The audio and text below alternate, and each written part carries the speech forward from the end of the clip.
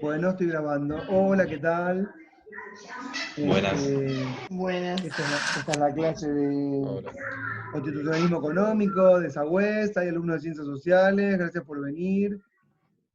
Hoy, 1 de octubre, mes peronista, también pasaron muchas cosas, además de ser mes peronista, mes de la Revolución Rusa, de los comunistas. Los rusos no están muy orgullosos de esa revolución, atención, ellos no la reivindican. ¿Qué más pasó en octubre? Eh, Halloween. mm, Halloween, casa de brujas, ¿no es cierto? ¿Qué pasaba? ¿Por qué había casa de brujas?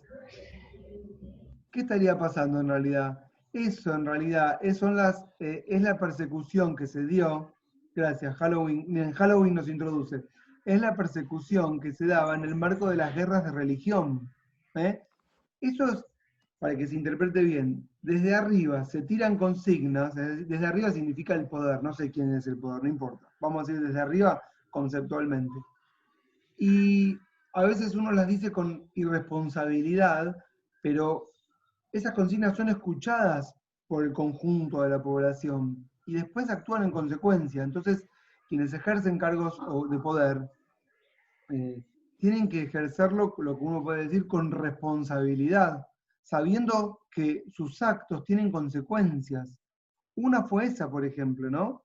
En el marco de las guerras de religiones entre católicos y protestantes y quienes directamente no eran cristianos, se daban estas persecuciones que terminaban en este, actos sanguinarios. Y muchas veces en realidad tenían como excusa, digamos, la idea de una persecución religiosa y escondían otro tipo de motivaciones, ¿no? Aquellos que atentan contra el poder, lo que sea el poder en cada momento de la historia, en donde estemos situados. ¿Está claro? Bueno, tomando en cuenta esto, ¿qué es lo que pasó en Inglaterra durante el siglo XVII, 1600? Lo que pasó, que vimos en la clase pasada,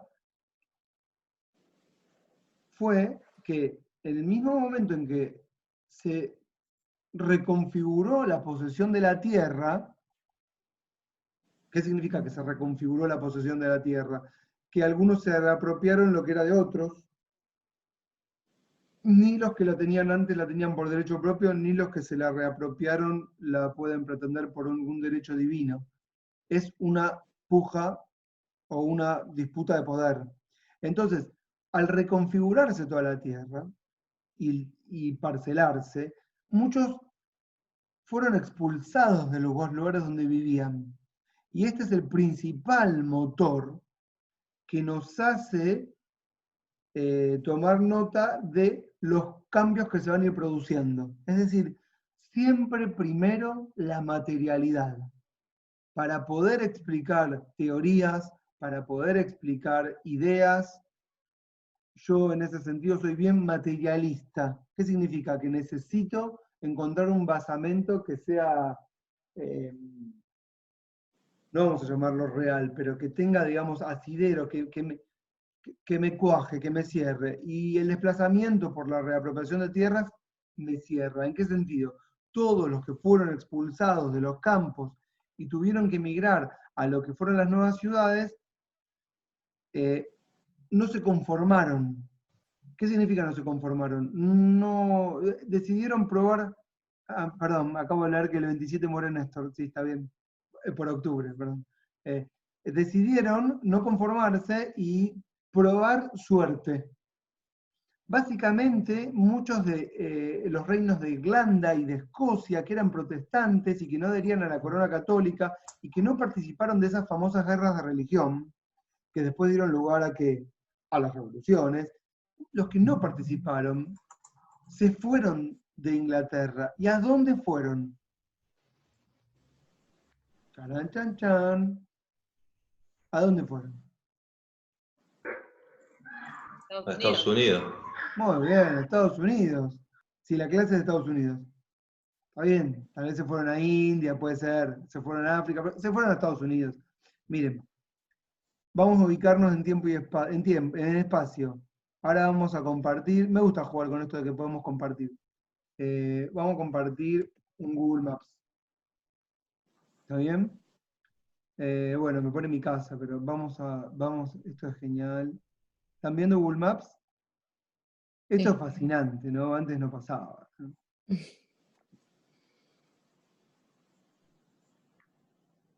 Muy bien.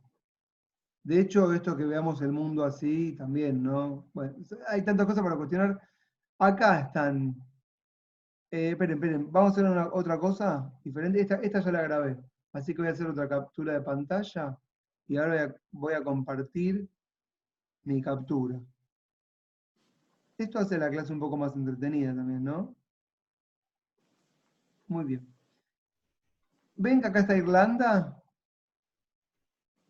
Y todo esto sería el reino de Gran Bretaña. ¿Por qué Gran Bretaña? Porque acá, en Francia, toda esta zona roja es la Bretaña o la Bretagne. O sea, esta es la Bretaña y esto es Gran Bretaña. Y acá está Irlanda y creo que Escocia. ¿Dónde está Escocia? Por acá, creo. No sé. Irlanda, Irlanda del Norte, Irlanda del Sur. Bueno, ¿qué pasó? Escocia al norte. Claro, Sí. Escocia está al norte del Reino Unido. Bueno, entonces lo ubiqué bien ahí. Ujú. Ahí está. Bueno, ¿qué pasó con la reconfiguración de la Tierra? Muchos se fueron. ¿A dónde fueron? Ahí se fueron. Es genial esto, ¿no es cierto? Claramente que esta línea que yo dibujé, bueno, algunos murieron en el camino, ¿no es cierto? Porque es difícil sobrevivir a esto. O sea que fue distinto a lo que sucedió con España. ¿Qué sucedió con España? No, bueno, en España era la idea de explorar nuevos horizontes, busca de aventuras, por llamarlo de algún modo, y según lo que vos estás contando, en Inglaterra o en el Reino Unido se iban justamente por un tema de disputas respecto a la propiedad en la que eran despojados y bueno, buscaban otros lugares para poder asentarse y hacer de una vida totalmente distinta. Me encanta. ¿Quién está hablando que no veo? ¿Quién me lo contó todo esto? Jonathan, Jonathan. Está perfecto lo que dice Jonathan. ¿Se dan cuenta? Esta es fundamental porque la relación entre Inglaterra y sus colonias es totalmente distinta a la de España y sus colonias. Miren lo primero que les voy a decir para que tomen nota, tomándome de la mano de lo que dice Jonathan. Estados Unidos no tenía virreyes. ¿Nunca lo pensaron? Bah, no sé si lo pensaron o no. Bueno, ahora están tomando nota. No tienen virreyes. Vieron que nosotros estamos llenos de virreyes. Profe, ¿Cómo? disculpe, también una acotación de la relación de España, lo que tenía con América y lo que tenía el Reino Unido con sus colonias, es que hasta el día de hoy la reina de Inglaterra sigue siendo jefa de Estado en sus ex colonias. Sí, pero bueno, estamos justo viendo, eso es cierto, pero estamos viendo justo el caso de Estados Unidos y estamos viendo, si le tenemos que poner un título, estamos tratando de entender, esta sería la cuestión de hoy, estamos tratando de entender por qué hubo independencia en Estados Unidos. Y acá acabo de agregar otro concepto, me adelanté, mira, me van presionando. Independencia, esta palabra es nueva, esta palabra no existía cuando se produce lo que es la revolución en Inglaterra. Ellos en Europa tienen revoluciones, pero nosotros de este lado tenemos independencias. O sea que, primer elemento para tomar nota. Ellos no tienen virreyes, nosotros sí. Eso nos diferencia. Pero ¿qué nos hermana? Ambos somos antiguas colonias y lo que hemos hecho fueron independencias. Entonces, en Inglaterra, en Francia, celebran revoluciones. Nosotros celebramos independencias. Acá tenemos la calle Independencia y ellos allá no la tienen. Es un concepto que tiene que ver con la mayoría de los países del mundo, porque hay 10 países imperialistas y el resto son todos países que se independizan de estos imperialistas. Hasta Alemania tiene su independencia respecto a las conquistas napoleónicas. Para que se entienda. Bueno, ellos no tenían, entonces decía, colonias, virreyes, y lo que fueron haciendo fue, a partir del siglo XVII, 1600, empezaron a tomarse barquitos y empezaron a sentarse todo por acá. Y como ya les conté, No fue fácil y algunos ya murieron en el camino, porque había muchas peripecias en el camino y hay muchos relatos asombrosos, siempre lindos de leer, pero tremendos, de que, bueno, se quedaban sin comida, que se comían ratas, que se comían entre ellos, que se morían en el... Era tremendo, ¿no? Bueno, ¿qué es lo que pasa?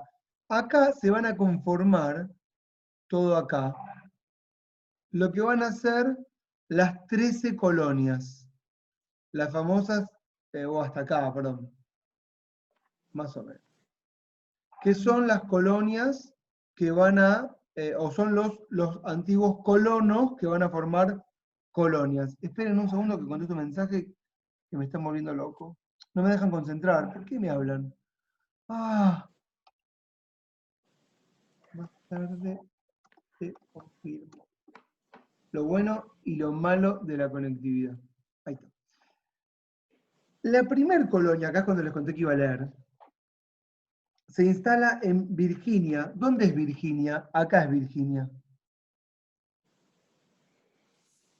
¿Sí? Ahí es Virginia. Es en 1607 la Virginia Company of London. Es decir, se instala la primer colonia o el primer asentamiento de ex ingleses que vienen a hacer la América. ¿Correcto?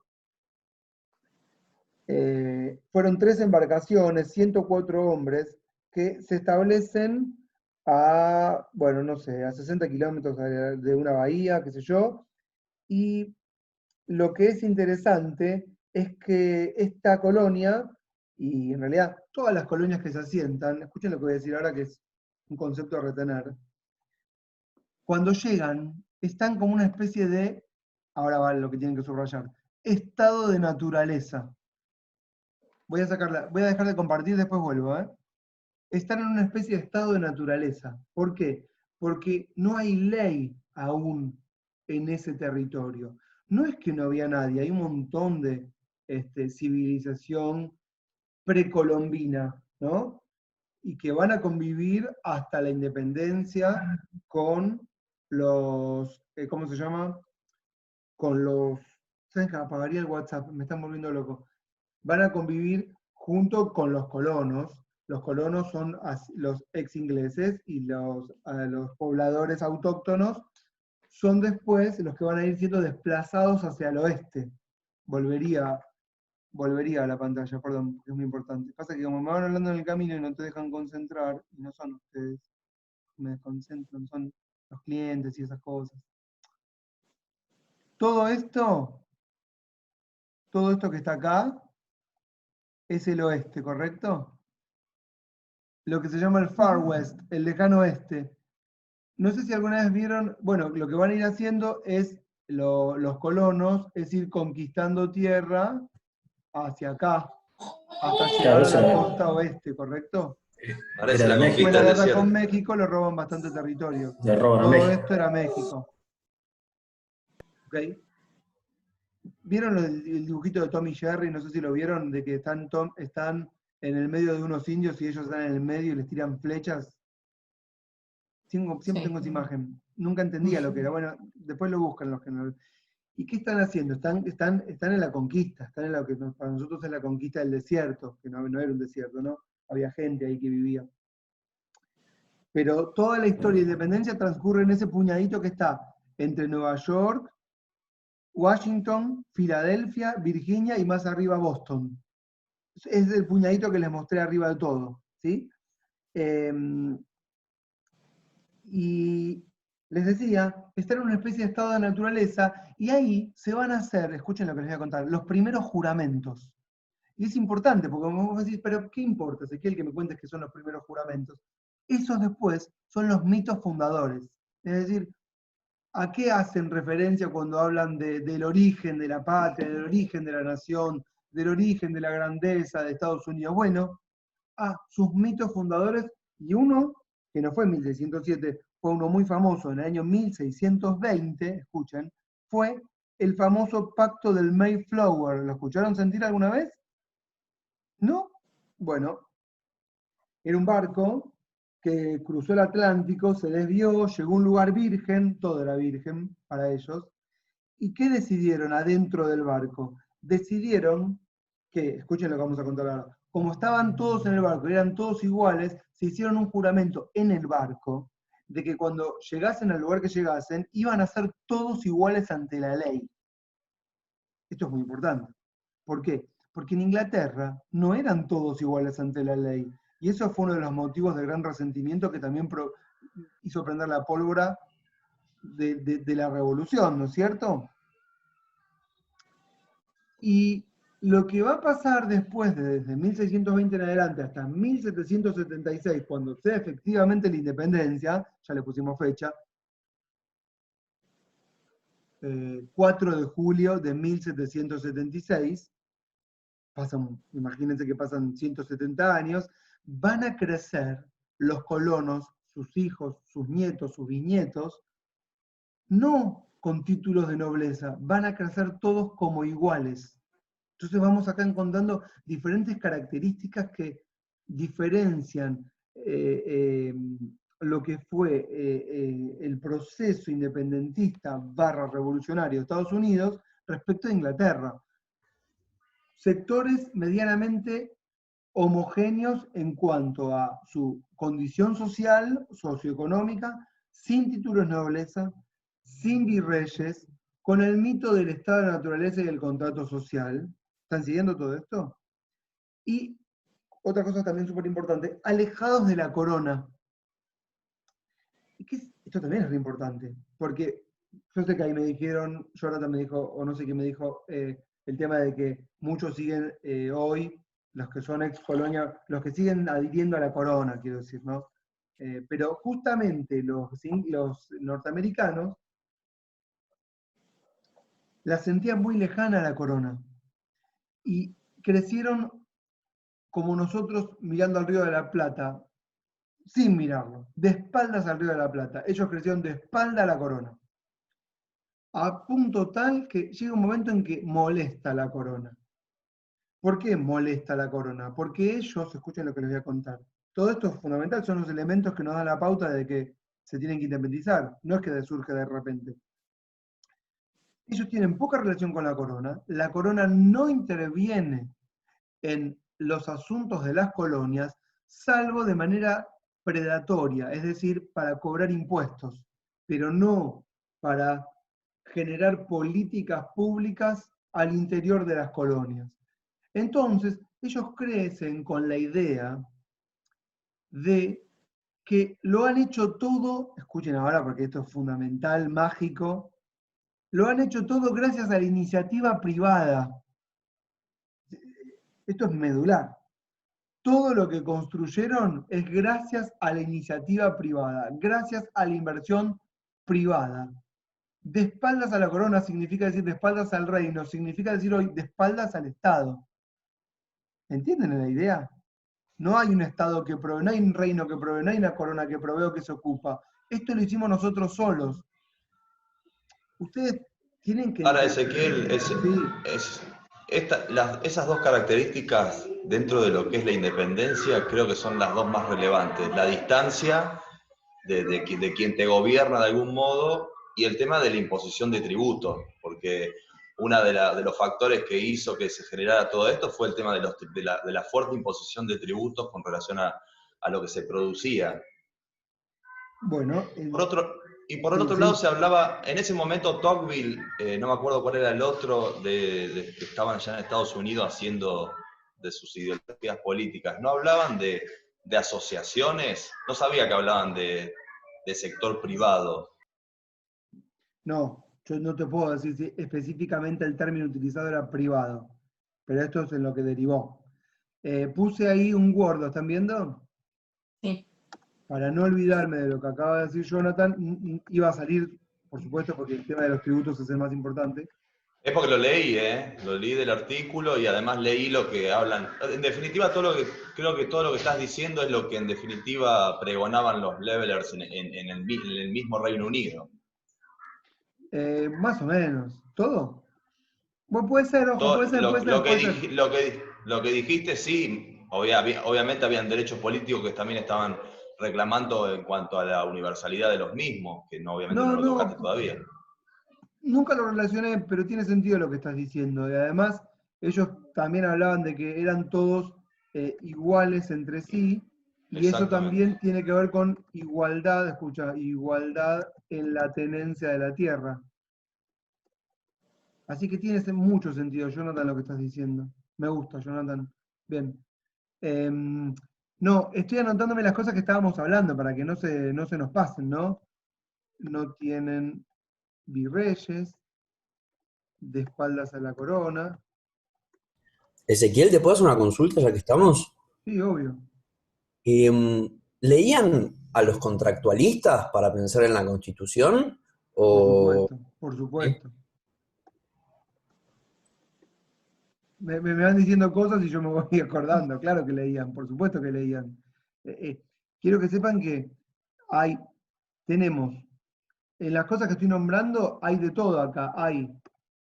Acá hay materialidad de la mano de teoría.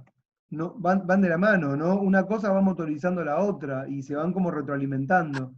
Por supuesto que hay un empoderamiento y ese empoderamiento va generando, digamos, ideas, intelectualidad, ¿correcto?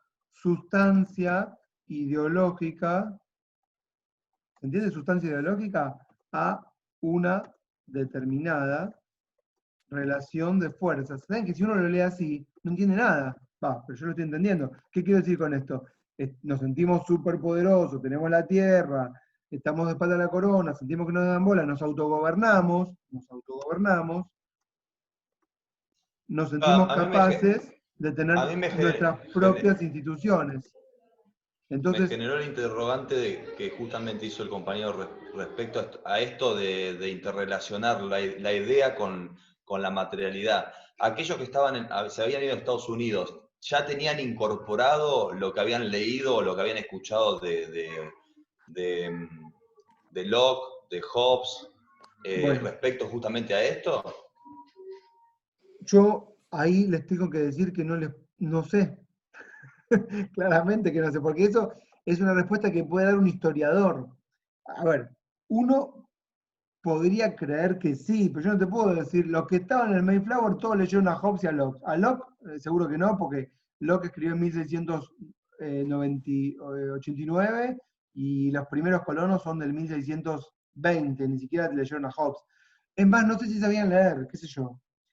Tal vez hay como una especie de retroalimentación. Por un lado tenés aquellos que son colonos, ¿correcto?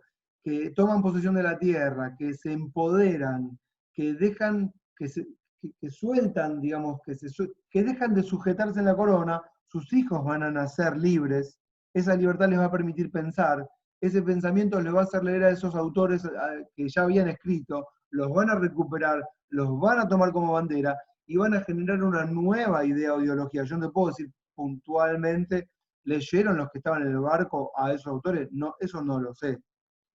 ¿Entienden, no? Pero sí estaban los Lever's. También tenemos, por ejemplo, Utopía de Tomás Moro, no sé si alguien leyó, donde plantea un mundo donde hay igualdad en la tenencia de la tierra, y eso es del año 1500 y monedas, y en Inglaterra. O sea, lo que tenemos que entender, que yo ya lo dije en la primera clase, es que todo el siglo XVII es el siglo en el que se reconfiguró el sentido común. Yo creo que esto ya lo mencioné.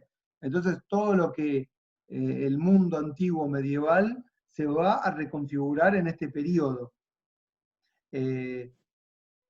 Sí te puedo decir que los intelectuales conocidos leyeron a los intelectuales anteriores, pero no podemos asociar que los hombres políticos, escuchen lo que digo, los hombres políticos de acción sean a la vez teóricos o los hayan leído. Una cosa es el intelectual y otra cosa es el que efectivamente lleva las políticas a cabo. No es lo mismo el político que el científico, ¿se entiende, no? Estoy hablando de Weber, pero creo que pueden llegar a entender lo que estoy diciendo, ¿no?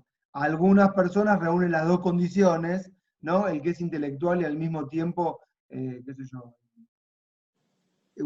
hábil, pero en general es difícil encontrar en una misma persona las dos características. Además, porque no tenés tiempo para ocuparte de todo, ¿no? ¿Se entiende, no? Y ahí tengo ejemplos a cagar de unos y otros, y de los dos a la vez, pero en los cuales uno le fue mejor y otro peor. Por ejemplo, Maquiavelo, gran intelectual, pésimo político, pero él quería las dos cosas. ¿Entiendes? Weber era político, pero fue mejor intelectual también.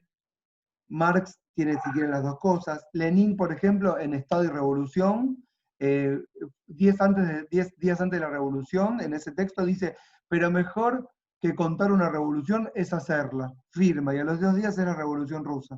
Entonces, cuando lo leí la primera vez se me puso la piel de gallina. Perón, por ejemplo, habría escrito La Comunidad Organizada, pero yo no creo que sea un gran intelectual.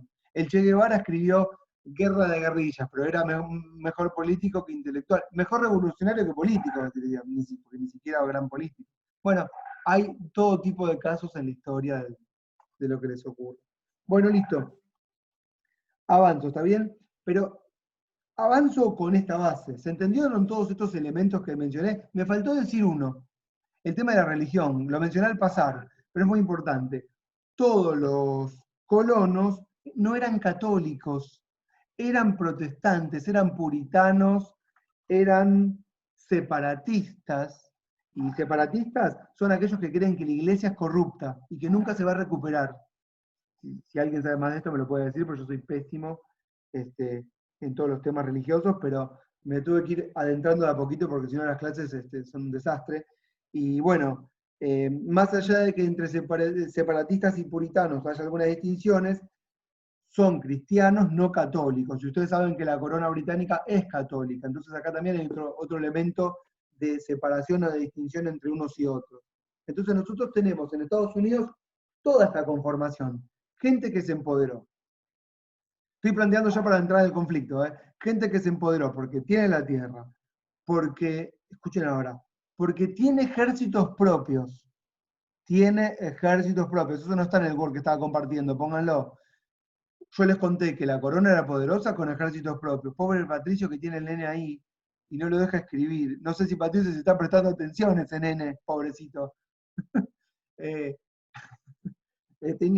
Así como la corona tiene ejércitos propios, los colonos también. Porque los colonos, ¿ustedes cómo tienen que pensarlos?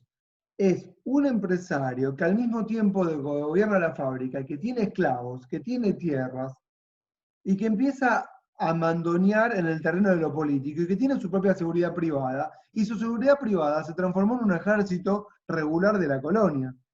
No es que es directo, pero hay una correlación, una cosa te va llevando a la otra. Entonces, ellos han generado, digamos, todo un sistema administrativo con sus propios parlamentos, que lo llaman, les conté creo que la vez pasada, la casa de la burguesía, o las casas de la burguesía en los diferentes estados o colonias, y con su propio gobierno, y ya bueno, ¿qué es lo que quieren? No quieren pagar impuestos, o pagar lo mínimo posible. No es que no quieran pagar impuestos en el sentido que lo vemos hoy, no es lo mismo, porque tal vez la gente, no tenemos que pensar mal, tenemos que pensar que tal vez quieren pagar impuestos para acrecentar sus colonias. No tenemos que pensar que ellos pensaban que las colonias eran de todos, ellos pensaban que las colonias eran de ellos. Entonces pagaban con alegría, como dijo Macri cuando llegó una vez al campo y dijo, y ahora vamos a pagar con alegría porque nosotros somos el gobierno. Es el mismo concepto. Paguemos con alegría porque las colonias somos nosotros. Somos los colonos, esta es nuestra tierra. Paguemos. Nadie pensaba que el esclavo iba a ser libre y que iba a ser un ciudadano más, y íbamos a pedir que contribuya, y ahora es un vago al que tenemos que alimentar, si quieren proseguir con el discurso. No sé. Pero ellos pensaban, lo que me está molestando a mí es pagar el tributo que me exige la corona. ¿Y para qué me lo exige? Para hacer ¿cómo se llama donde estacionan los barcos? Una escollera, ¿no? Puerto. Bueno, un puerto, sí, pero viste, tiene un nombre la entradita al puerto, no sé. Muelle. Gracias. Para hacer un muelle más grande, más moderno. No, pagaban impuestos para financiar guerras que la corona hacía contra Francia, o vaya a saber con quién corno se estaba peleando, y ellos decían, pero esto ¿qué tiene que ver con nosotros? ¿Entienden? Nos están sacando lo que nosotros generamos. se lo estamos regalando a la corona. Ellos nos gobiernan a 5.000 o 10.000 kilómetros de distancia, no saben nada de lo que pasa acá. ¿Está claro? Entonces, todo esto es un caldo de cultivo, ¿sí? Que va a tener, digamos, su epicentro entre 1760, prácticamente 150 años después de los primeros colonos, y 1776, que es la guerra de independencia, con Washington a la cabeza.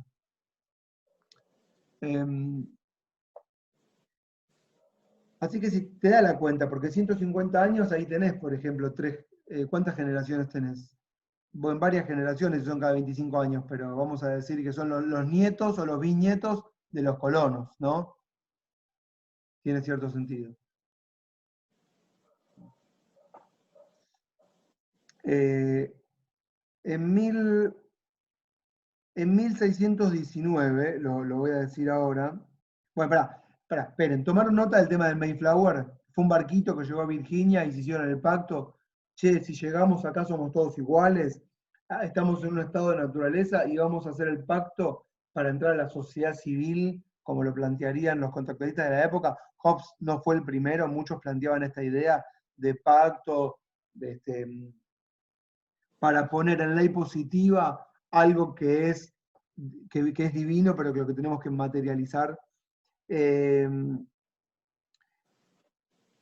Y en 1619 se crea en Virginia, la Virginia House of Burgesses, burguesía, no sé cómo se escribe, B-U-R-G-E-S-S-E-S, la Casa de la Burguesía en inglés, ¿sí? Que es la primera institución legislativa democráticamente electa, y acá me acuerdo perfectamente de lo que me dijo Jonathan con los levelers, democráticamente electa en las colonias de la América anglosajona. ¿Sí? Bueno, cada estado va a tener su parlamento. Sépanlo. Y estos ya son parlamentos de iguales, no iguales respecto de la clase trabajadora, no iguales respecto de los esclavos, iguales entre sí como aquellos que son, uy, tengo una chica esperando, pobre, ahí está. Los dueños de las colonias, los dueños del comercio marítimo, los dueños de la fábrica, los dueños de los esclavos, los dueños de las plantaciones, ¿entienden, no? Los que ejercen el poder en el terreno, los amos y señores de ese suelo. En 1756, Inglaterra está en una guerra que se llama la Guerra de los 7 Años, que va a durar hasta 1763. ¿Qué hacen las guerras con los reinos? Debilitan sus arcas. Eso genera la necesidad de cobrar nuevos y nuevos impuestos. Entonces, el primer ministro británico va a crear un impuesto que es conocido porque se llama la Stamp Act. El impuesto al estampillado. Tienen que saber que el correo es como hoy los datos de Internet, ¿no? Es decir, un servicio esencial. Que ahora ya nos olvidamos que el correo, pero piénsenlo así, el correo es Internet. ¿Podemos vivir sin Internet? No. Ok, no se podía vivir sin correo. Las primeras empresas a cargo del Estado que mejor se desarrollaron eran el correo. Y además el correo era el que permitía las transacciones comerciales, los intercambios de dinero, todo. La comunicación era epistolaria y era gracias al correo, no había ni teléfono. Así que, si pensamos en Internet hoy y los datos, es el correo de antes. ¿Y qué hicieron los ingleses? Algo así como que yo le ponga un impuesto a la transferencia de datos, a la bajada y subida de datos por Internet. Miren, esta hora en clase le vamos a tener que pagar a Estados Unidos, que es el proveedor de no sé qué server que tiene dónde, un impuesto extra porque son ellos los que proveen Internet. ¿Qué vamos a hacer? Bueno, vamos a poner el grito en el cielo. Los ingleses dijeron, todo el correo que circula y que lleve estampillas con la foto del rey y de la corona, tiene que pagar impuestos. se fueron a la mierda. ¿Entiendes? Se fueron a la mierda. Entonces, fue una declaración de guerra. Es ahí donde por primera vez alzan la voz, no por primera vez de manera organizada, ¿sí? Alzan la voz para decir, este es un asunto que no le compete al Parlamento británico, esto es un asunto de las colonias. Son las colonias las que tienen que decidir cuándo corno vamos a pagar un impuesto y para qué va a ser ese impuesto. O sea, el elemento fundamental que va a desatar la independencia y la revolución son los impuestos. ¿Está claro? Bueno, los colonos reaccionaron con un lema que podemos poner en una bandera, que es la siguiente. Taxation without representation is tyranny. Es decir, crear impuestos, taxation, sin representación, es decir, sin nuestro consentimiento, sin nuestra aprobación, sin nuestro voto, eso es una tiranía. Y ustedes tienen que saber que en términos aristotélicos, la tiranía es un mal gobierno. No es monarquía, es tiranía, que gobierna para sí, no para el pueblo.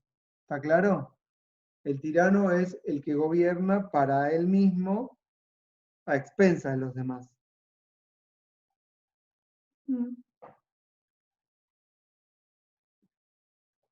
Quiero que sepan que siempre hay pueblo en las protestas, así como yo les conté la vez pasada que Cromwell utilizó a la hidra acéfala, lo llamamos policéfala, que eran los levelers, los diggers, que los utilizó para hacer las guerras. Tienen que saber que los señores, los colonos, utilizaron a sus dominados, por llamarlo de alguna manera, para generar los movimientos desestabilizatorios. Esto es muy común en todas las épocas. Ustedes tienen que entender que muchas veces el pueblo o la ciudadanía es llevada a decir cosas que no son su verdadero interés. Los ejércitos de San Martín estaban plagados de esclavos a los que él les prometía la libertad. Los que ponen el cuerpo no son los ricos. Y esto también lo hacían porque usted, no, uno después se pregunta, ¿y de dónde salen los ejércitos? Bueno, claro, los ejércitos son siempre gente sin nombre, ¿entienden? No es que le hacemos un monumento a los mártires, lo cual es totalmente injusto. Y los que quedan en los monumentos son, ¿cómo se llama? Ay, me hablo. Los que quedan en los general. los ricos. Esperen que le contesto algo muy importante a una persona. Harry, no, perdón. Lo tengo, pero no te lo mandé. Mañana te lo doy. Perdón, Es una vergüenza que esto quede grabado en la clase, pero bueno, ya está. Sigo. A partir de que se sanciona la Stamp Act, ¿qué van a hacer los colonos? Escuchen, se van a juntar por primera vez. Hay reunión de colonos. Lo peor que te puede pasar, si vos vas a gobernar, no juntes a la oposición. Es un error político garrafal. Bueno, tampoco lo podía impedir la corona a distancia, ¿no es cierto? O no tuvo buenos gerenciadores, no sé. Entonces, se produce un primer encuentro que es motivado en el rechazo al impuesto. ¿Está claro? ¿Me están siguiendo, no? Bien. Delegados de 9 colonias se reúnen escuchen, Stamped Act Congress, el Congreso del impuesto a la estampilla, así lo llamaron, que fue convocado por la legislatura de Massachusetts. Siempre me gusta decir los nombres porque vieron que es como cool decir Atlanta, Massachusetts, Missouri, no sé, y esos lugares que uno no conoce pero nombra. Que bueno, no tuvo éxito el Congreso, no se habrán puesto de acuerdo, siempre hay peleas de egos, ¿vieron? Y esas cosas. Iba a decir una guarangada que no la dije, pero como se pueden imaginar. Pero, ¿para qué sirvió el encuentro? El encuentro sirvió justamente para saber que se pueden encontrar, que ahí hay una potencialidad, que ahí hay política que está por emerger, que hay una nueva institucionalidad, que hay un empoderamiento, que ya estamos para pegar el salto, que ya está. Ya, como diría Kant, tenemos que hacernos cargos de nuestro propio destino.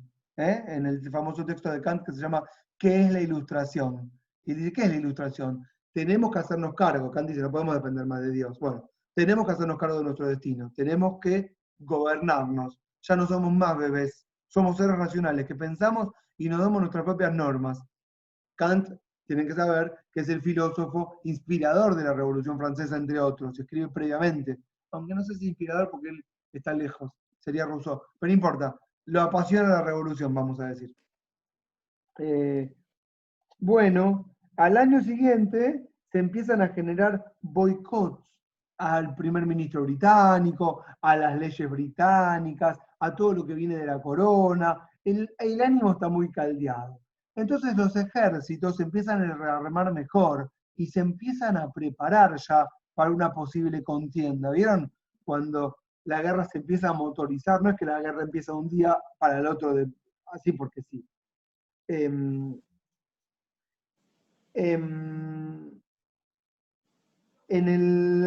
Al mismo año, entonces los británicos sancionan otra ley que se llamó la Declaratory Act, que es una ley declaratoria que viene a declarar algo que los ingleses ya sabían y lo único que hace es mostrar debilidad.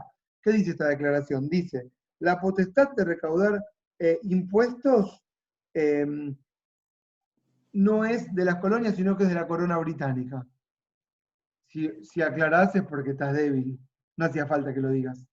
Hubo un papa en el 1300 que dijo, una vez lo leí en un diccionario de ciencia política de Bobbio, un papa que dijo, tenemos que creer más en Dios. ¿Para qué lo decís? Estás haciéndonos dudar de la existencia de Dios. No es algo que se puede plantear, tenemos que creer más en Dios. Eso no se discute, no lo digas directamente. Esto es lo mismo. Bueno. Y además está Quebec. Quebec era una colonia que ahora es Canadá, y que como eran católicos en Quebec, la corona británica tenía como ¿cómo llamarlo? Un buen trato con Quebec. Y eso también los colonos lo vieron como un tema de discordia. ¿Por qué a Quebec lo trata bien y a nosotros nos trata mal? Y dictaba leyes la corona que a Quebec le favorecían.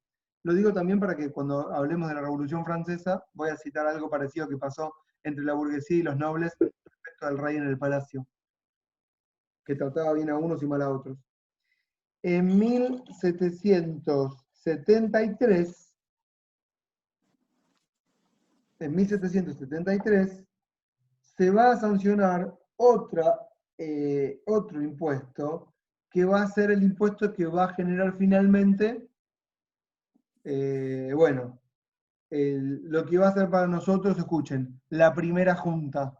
Mira que nosotros tenemos la primera junta, tenemos una estación primera junta, sabemos quiénes son los miembros de la primera junta, ¿no es cierto? ¿Saben quiénes son los miembros de la primera junta? Qué bárbaro. ¿Quién me nombra 2 integrantes de la primera junta? A ver, 2 nada más pido. Saavedra, Moreno, Bien, Paso. Saavedra que es el presidente. ¿Y Claro. qué más? Moreno. Vamos, el secretario, ídolo. Martiniano muy bien. ¿Alguien más sabe 2 más? Van quedando los difíciles, pero no son tan difíciles. A ver. Les voy a dar una pista, son 9. ¿Esa la sabían que eran 9? Tampoco. Son 9, ahí tienen 2, faltan 7. Saavedra y Juan Moreno. José ¿Quién Paso. más? Paso, que estuvo en la primera, en la segunda. Son en los todas las candidatos. calles de 11. Muy bien, Agustín tiene una pista fundamental, son las calles de 11. Que arranca Alberto. en Saavedra.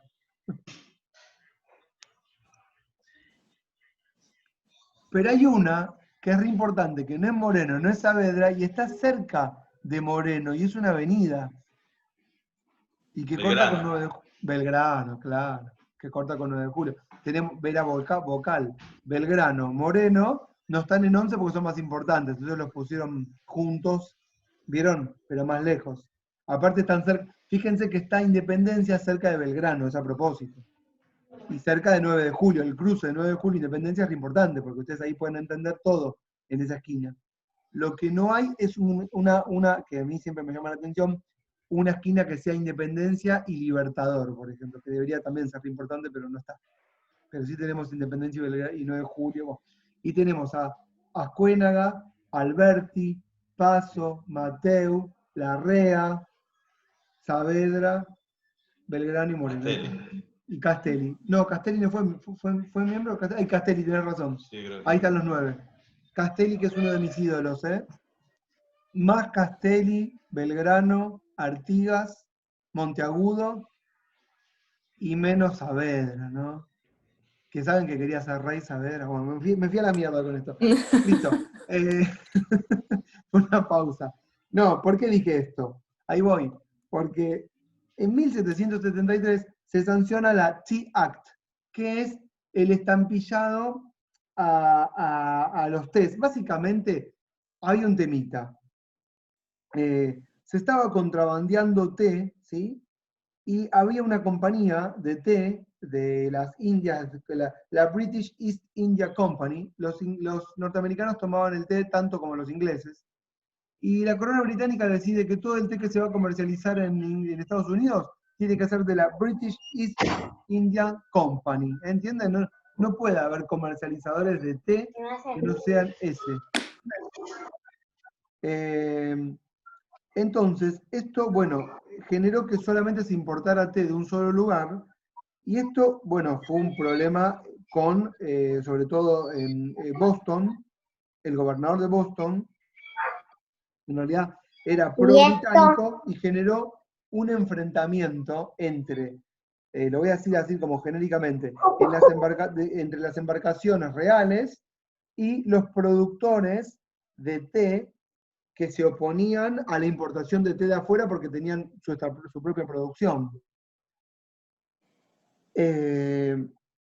Todo esto va a terminar en que se van a, una noche, se van a disfrazar, van a agarrar el té, lo van a tirar al mar, va a haber un gran lío por esto. Y esto va a generar, lo salteo rápido, va a generar, bueno, el Tea Party, conocen el de nombre el Tea Party, ahora es de ultraderecha,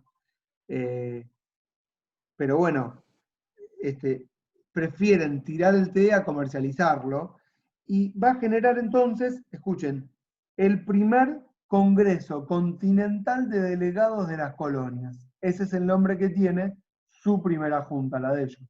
El primer Congreso Continental de Delegados de las Colonias. ¿Por qué? Porque después de la Tea Act, los británicos van a sancionar otra legislación, siempre por parte de la corona, que es la Coercitive Act. Coercitive viene de coercitiva, es decir, vamos a dar palazos a todo lo que se oponen. La cosa se puso dura, los ejércitos británicos empiezan a llegar a las colonias y a las costas estadounidenses, y en el primer Congreso Continental, que se va a desarrollar en Filadelfia, ¿vieron Rocky? ¿O no vieron Rocky? Sí. Vaga no vio Rocky, pero Cintia sí vio Rocky, Jonathan también. Bueno, pero está la corrida de Rocky, ¿vieron? Cuando entrena y llega al final y levanta las manos. Eso es en el Museo de Historia de Estados Unidos, donde se desarrolla el primer Congreso Continental de Delegados de las Colonias. Lo digo para que cuando vean Rocky 1, 2, 3, 4 y todas las Rocky se emocionen, mirá alguna, Maga, por favor. ¿Cómo se dice? Bueno, Pará, y profe, está la estatua ahí. está ahí, Hay una ¿no? estatua, sí, al lado de la escalera está la estatua. ¿A quién? Perdón, ¿a Rocky o a No, la estatua de Rocky, ahí al lado de la escalera. Eso no sabía. No, en No sé, serio. no fui. Bueno, se va a desarrollar la asamblea el 5 de septiembre, del 5 de septiembre al 26 de octubre de 1774. ¿Sí?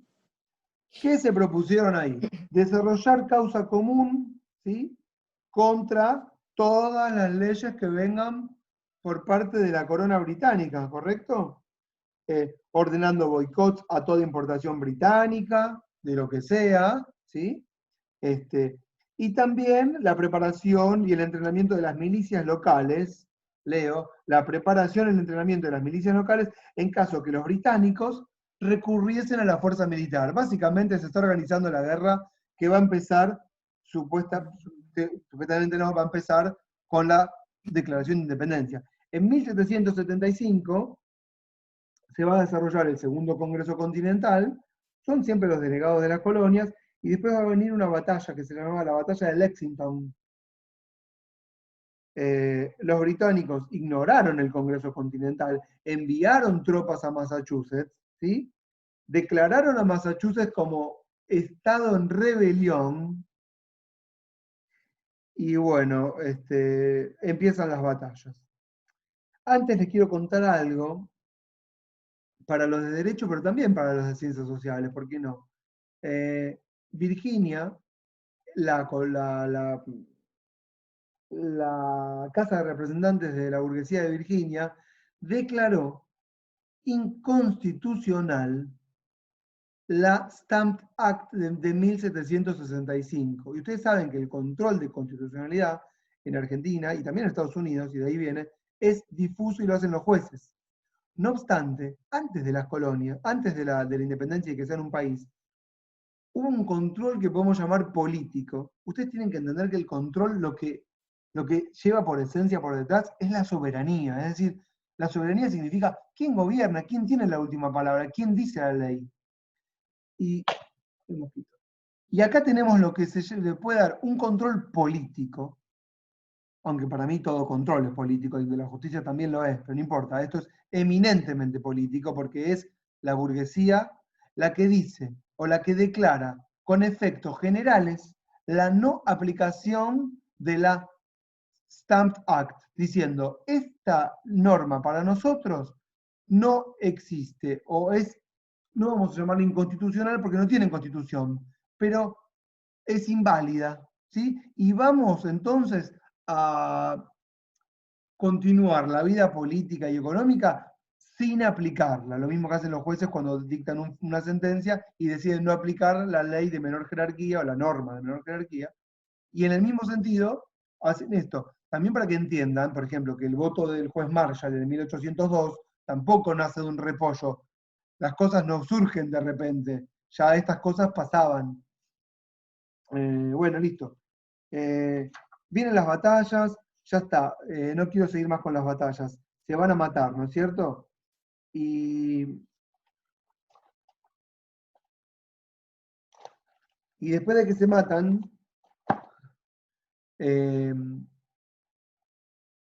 si ponen Wikipedia, guerra de independencia, les salen los bandos, cuántos murieron, qué batallas hubieron, quiénes fueron los generales. Básicamente un baño de sangre. De ahí viene la película El Patriota. No la vi. ¿Pero de qué es? Hay un Es una patriota. película de es una película de Mel Gibson que relata justamente las guerras por la independencia. Que Ahí va. en el transcurso de la guerra, en un momento, para sumar soldados a la milicia, declaran a los esclavos como si luchaban por 12 meses, ellos obtendrían la libertad una vez que termine la misma. Claro, los famosos libertos, ¿vieron? Que Claro. si salía. Pero claro, era indirecta, era ir al muere, porque si te ponen adelante como peón, avanzá y que te disparen, y si zafás sos libre. Yo me hubiese escapado, pero no existía ese concepto, aparte no tenías dónde escaparte, era muy terrible. La verdad que en ese sentido somos dichosos. Bueno, faltan 20 minutos y todavía no mencioné el texto de Pizarello. Magia. Voy a decir algo de Pizarello. Empieza en la página 66 el tratamiento que le da Pizarello a la Constitución americana, que supongo, Jonathan, es el que estuviste leyendo. Me parece muy bien. Sí. Pizarello dice que la Constitución norteamericana, que tiene por fecha 1787, la independencia es en 1776 y la Constitución es de 1787, no es en realidad, escuchen lo que vamos a decir ahora, no es en realidad la Constitución una consagración de derechos para la burguesía independentista que está creando una nueva ley para una nueva tierra. No. Pizarello dice que en realidad la Constitución va a funcionar como un freno, escuchen, un freno a los avances o a las peticiones de las mayorías democráticas o democratizantes, a lo que Tocqueville va a llamar la tiranía de las mayorías. Si ustedes toman nota, pasan muchos años entre la independencia, las guerras de la independencia y la Constitución. Y cuando redactan la Constitución, el poder de la burguesía o de los colonos o los dueños de la tierra ya está establecido, ¿no? Entonces ellos lo que necesitan más que un instrumento contra la corona o contra los abusos, ya no está más la corona ni sus abusos. Lo que necesitan es un instrumento contra el pueblo que va a seguir pretendiendo alcanzar los mismos derechos que tienen quienes, aquellos que lograron la independencia y que son los nuevos amos de la tierra. ¿Entienden esta idea? Entonces, esa es la interpretación que le da Pisarello. Ustedes saben que con este texto hacemos revisionismo, y si leen un texto de derecho constitucional clásico van a entender una idea de la Constitución. Si leen a Pisarello, van a entender otra idea de la Constitución. Ni Pisarello tiene razón, ni el texto de constitucionalismo clásico tiene razón. En realidad, nadie tiene razón. Lo que hacemos es una relectura y una construcción. ¿Por qué yo les doy esta mirada? Primero, pues me gusta. Y segundo, para que ustedes la cotejen con las miles de cosas que les van a decir en la vida, para que formen, digamos, su propia idea, si algún día tienen ganas de continuar. Si se van a dedicar a otra cosa, ya no van a hacer más. Pero bueno. ¿Qué dice Pisarello como característica fundamental? Porque toda la parte histórica él la cuenta en 2-3 páginas y yo la pasé rápido, ¿no? Bueno, va a mencionar a un gran teórico que se llama Thomas Paine, que era lector de Harrington. Harrington había sido el intelectual de Cromwell, y Thomas Paine es uno de los intelectuales de la independencia, no el intelectual de la Constitución. Y tenía las mismas ideas Thomas Paine que Harrington, pero hablaba del sentido común, que es un nuevo sentido común, que es el capitalista, y hablaba de la idea de una constitución, básicamente el concepto fundamental, de una constitución democrática y no mixta, como era el modelo británico, que todavía siguen siendo hasta el día de hoy lores y comunes. Thomas Paine decía, somos todos comunes acá no hay lores. Los comunes son los burgueses, los comunes no son los esclavos, ¿está claro? No son los trabajadores, no son aquellos que no tienen tierra. Los comunes son la gente bien, para que quede claro. La gente bien es la gente que tiene propiedad, que tiene riquezas, que son dueños. Lo que hoy sería, por ejemplo, la AEA. ¿Conocen la AEA, la Asociación Empresaria Argentina, que reúne las empresas más grandes de la Argentina y están agrupadas las cámaras más importantes? Los bancos, la construcción, la Cámara de Comercio, los medios, que me falta uno. Bueno, está Brito de Grupo Macro, Techín, Clarín, ¿se entiende, no? Los dueños del poder. Bueno, estos eran en ese momento los que redactaron la Constitución. Hoy te diría en estos grupos que la Constitución es un instrumento menor. Pero bueno, hay que debatirlo eso. Bueno, ¿cómo? Lo dice Cosio en uno de sus libros también, los que tienen el monopolio de la opinión pública. Bueno, y de hecho con esto de que falleció Quino también hay uno de los dibujitos que le hace que dice la opinión pública dice lo que la opinión privada quiere que se diga. Ah, sí, ese lo vi hoy. Sí, bueno, pero eso es uno de los... como somos, yo le dije, somos sujetos sujetados, ¿no? Y la estrategia del poder, no importa quién es el poder, yo lo digo genéricamente, es hacerle decir a alguien, o hacerle defender a alguien un derecho que no es el propio, o defender un interés que no es el suyo. Esa es la mayor, digamos, virtud, ¿no? Como, está fácil verlo en el todos somos Vicentino, o todos somos Nisman, no sé, todos somos alguien que no sabe quiénes somos. Porque si te hacen todos los días tomar conciencia de las penurias por las que pasás, esto sería un polvorín. El filósofo que yo les dejé el texto de Feynman, ¿vieron? Creo que se los dejé, no sé si los dejé. Bueno, pero en otro texto él dice, él lo escribió esto en la época de Tinelli cuando era un boom. Dice, ¿qué somos nosotros? Somos miraculos. Yo llego a mi casa y miro culos todo el día, miro culos. ¿Y por qué me hacen mirar culos todo el día? Para que no tome conciencia de mi propia realidad. Porque si la paso todo el día mal en el trabajo, llego a mi casa y me dicen, mira, la estás pasando mal, esto no se tolera. Diría un marxista, las condiciones objetivas para la revolución ya están dadas. El tema es la subjetividad, ¿no? Bueno, Claro.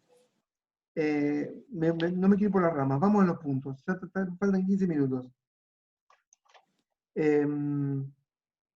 Los esclavos, ¿entran en la Declaración de Independencia? ¿Sí o no? Por un punto.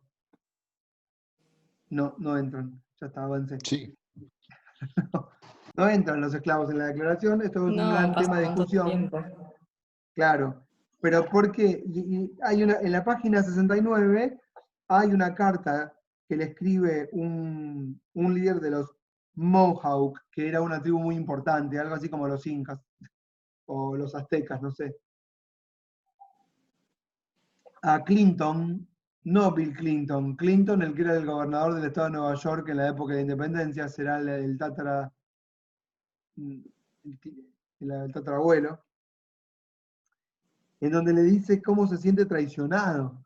George Clinton. Digo George Clinton y pienso en Volver al Futuro. ¿Vieron cuando está Beef y todos son Beef y cuando vos llegás al 1800 también está Beef? Bueno, mismo.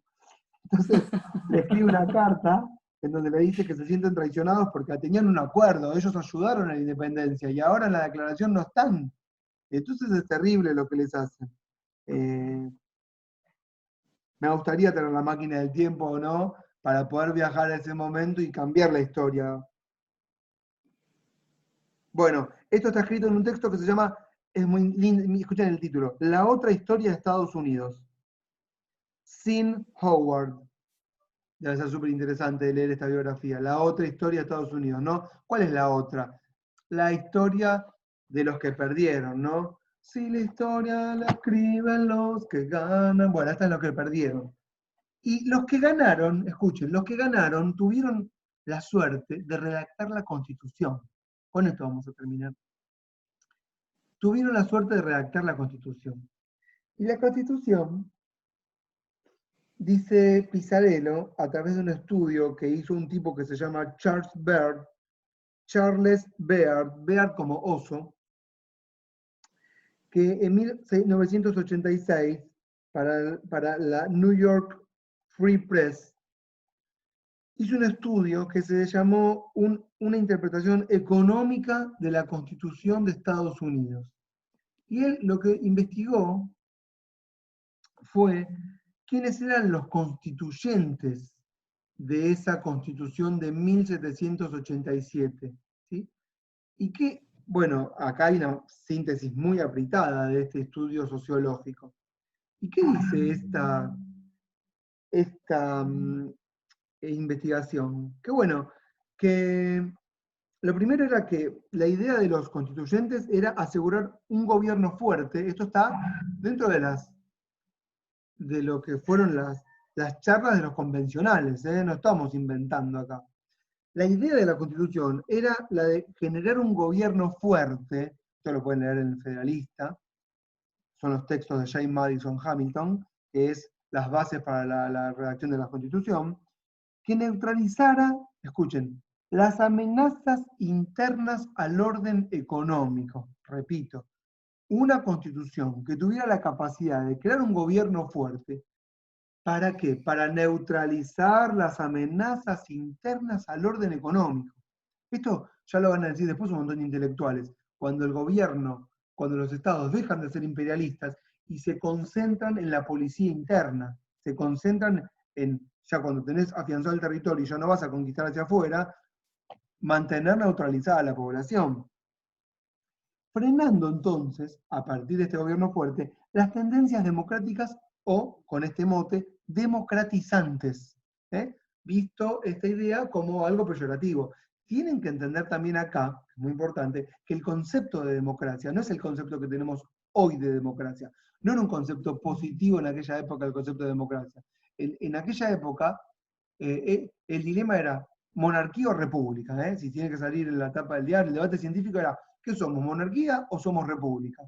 Pero hablar de democracia, ustedes tienen que pensar que ellos también leían a los griegos, era pensar en un gobierno que era de muchos para esos muchos, pero que era una tiranía de las mayorías en algún punto, porque no iba a respetar los intereses de lo que ellos llamaban las minorías, que hoy nosotros lo llamamos tal vez minorías poderosas. Si ustedes leen los discursos intelectuales, pobres pero intelectuales, de la derecha de Argentina o del mundo, van a encontrar que no tienen muchos argumentos. Cuando, hace poquito salió, por ejemplo, creo que era Cornejo, defendiendo los derechos de las minorías como si fuesen minorías pobres, pero son las minorías poderosas, que en ese momento fueron los que redactaron la Constitución y la redactan para protegerse de las mayorías. Ellos hablaban en esa época de despotismo democrático, ¿no? Como si iba a venir un gobierno despótico que se le iban a generar, escuchen lo que voy a decir ahora, ideas locas como por ejemplo el fin de las deudas. ¿Les gustaría esa, por ejemplo, declarar, por ejemplo, el fin de las deudas a los grupos poderosos? El fin de las deudas a las tarjetas de crédito, como por ejemplo la película El Club de la Pelea, que terminan implosionando los edificios de las tarjetas de crédito. Y los levelers en Inglaterra no hablaban justamente de que no mandaran a prisión a los que tenían multas. Esa es una. Y la otra es el fin de las deudas. A ver si a alguien se le ocurre decretar el fin de las deudas. Escuchen lo que voy a decir ahora. A ver si a alguien se le ocurre sancionar un impuesto progresivo en el que paguen los más ricos, porque tienen más, y que no paguen los más pobres. Hola, es lo que está pasando, lo estamos discutiendo. Y ellos decían, no, no puede ser posible que paguemos más los que más tenemos. Lo vamos a charlar la vez que viene con Francia, pero básicamente los que tenían privilegio durante la época feudal eran los que no pagaban impuestos. Y cuando cambia de manos el poder, después de la revolución, los ricos tampoco quieren pagar impuestos. ¿Está? O vamos a pagar los mínimos necesarios. ¿Qué es lo mínimo necesario? La policía que garantice la seguridad. La seguridad respecto de quién, para que me garantice mi propiedad. Para ver si entra un loquito y hace un asentamiento. Se pudre todo. Bueno. Listo. Lo último. ¿Quiénes entonces eran estos 55 constituyentes? Porque el pueblo finalmente eran 55 personas. Y no hay más tiempo para compartir. Estoy en la página, bueno, a ver si tengo. Ya estoy, ya termino. Share screen, acá, aguántenme. Google Maps, me había quedado en Google Maps. Pongo acá el WordPress, meto uva, busco PIS. No está. Ahí va. ¿Alguien sabe cómo ir a una página? Eso nunca lo entendí. Bueno, siempre voy para abajo. Pero debe haber una función que es ir a la página tal, pero no sé cuál es. Y arriba donde está 50D219, ahí se escribe el número de la página y ahí va. Pero no, yo sabía, tenía que preguntarlo. Te agradezco. Wow. Todos los días se aprende algo nuevo. Ahí va. Pero ¿saben qué? Voy a hacer lo siguiente. A mí me gusta trabajar con el recorte. ¿Por qué con el recorte? Porque el recorte puedo mamarrachearlo. Entonces, stop share, recorte. Ahí va. Entonces, descubrió Bird, el que les contaba que hizo esta investigación, que la mayoría de ellos son, no se ve acá, los constituyentes, eran abogados de profesión, ¿correcto? Cuando no. Miren ahora. Ricos en cuanto a tierras, esclavos, fábricas y comercio marítimo. Fíjense, ¿se acuerdan que son los mismos que habían apoyado a Cromwell? ¿Esto de qué nos habla? Esto nos habla de quién es el poder ahora. Ya no son más los que tienen títulos, sino los que poseen en términos capitalistas estas cosas. Tierra, esclavos, fábricas y que controlan el comercio marítimo. Son 4 variables fundamentales. La mitad de los 55, es decir, 28, más o menos, habían prestado dinero a cambio de intereses. Es decir, eran prestamistas. ¿Prestamistas de quién? Seguro que de la corona. porque la corona se financiaba así, y todos hacían estas matungas. Esto no es desde ahora, esto existe de los tiempos inmemoriales. Solo que un buen momento los países centrales dejaron de hacerlo y empezaron a practicar lo mismo en las colonias. Y 5 tenían bonos del gobierno, supongo que es del gobierno británico. Esto es una interpretación económica de los constituyentes americanos. ¿Está claro esto que estoy diciendo? Bueno, la nueva constitución, para terminar, en efecto, representa un compromiso entre grupos de propietarios, federalistas partidarios de una mayor centralización, confederalistas, grandes y pequeños. Bueno, después, ya no hay más tiempo, lo que sigue diciendo de Estados Unidos en las páginas 72 y 73 es importante decirlo, pero no lo vamos a desarrollar, y aparte ya le veo cara de cansancio, ya me di cuenta, ya los dejo, ya las dejo. El rol de la Corte Suprema y el rol del control, que lo tiro como un título. ¿Qué fue lo importante del control y de la Corte? Me lo dijo un día en Bedelía, en la Universidad Abierta Interamericana, el Bedel, me dijo Ezequiel, me dijo. ¿Sabes lo que pasó, Ezequiel? El Bedel, que saben los Bedeles, no es que no. La burguesía se quedó con la última palabra. Y ahí está toda la cuestión del control. La burguesía se quedó con la última palabra. Es decir, si van a avanzar las mayorías democráticas, tenemos que defendernos. ¿Y saben cómo nos vamos a defender? Esto después lo escuchan 20 veces. Vamos a decir que la soberanía no reside en el pueblo. La soberanía reside en la Constitución. Y vamos a poner a una corte que interprete la Constitución, de manera tal que la interprete según lo que el poder necesita que diga que es la Constitución, y no lo que dice el pueblo que es la Constitución. Entonces la Corte, al ser la última intérprete de la Constitución, siempre va a estar por encima del poder constituyente y los poderes constituidos. ¿Entienden? La burguesía, el poder, se quedó con la última palabra. Esa sería la esencia del control y una herramienta fundamental para garantizarse los burgueses, digamos, el control de las instituciones. Creo que con esto estamos bien, ¿no? Creo que les bajé una línea total. Yo supongo que si quedamos 11 es porque ya nadie me soporta, pero bueno. No, hay muchos compañeros que cursan en este horario. Bueno, igualmente, sí, bueno, igualmente ya está, igual queda grabado, así que el que quiere lo escucha y después me denuncian. ¿Listo? Nos vemos la vez que viene, que no es por nosotros el jueves que viene, sino el otro, y ¿saben con qué? Vamos con la Revolución Francesa, que es apasionante. Ok. ¿Listo? Bárbaro. Gracias. Que anden bien, chau, chau. Muchas gracias. Gracias, igualmente. Gracias. Chao.